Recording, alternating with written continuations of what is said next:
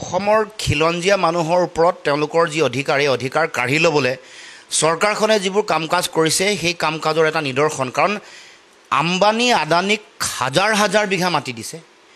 অসমৰ মুখ্যমন্ত্ৰীৰ পত্নী আৰু বিভিন্ন মন্ত্ৰীৰ পত্নীসকলে এনেকুৱাকৈ গোগ্ৰাসে মাটি গিলিছে যে এই গোটেই প্ৰক্ৰিয়া চলি থকাৰ মাজতে কিন্তু খিলঞ্জীয়া যিসকল মানুহ আছে, যিবোৰ মানুহে ইয়াত মানে শ শ বছৰ অসমত বসবাস কৰিছে, তেওঁলোকে ইয়াতে খেতি খোলা কৰিছে, খেতি বাতি কৰি আছে।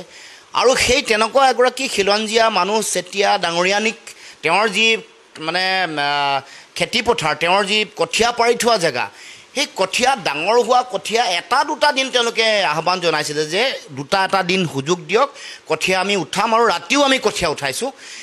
এই বুলি আহ্বান কৰাৰ পিছতো এইটো একেবাৰে নিন্দাৰ যোগ্য কামেই নহয়, অতি অমানৱীয়।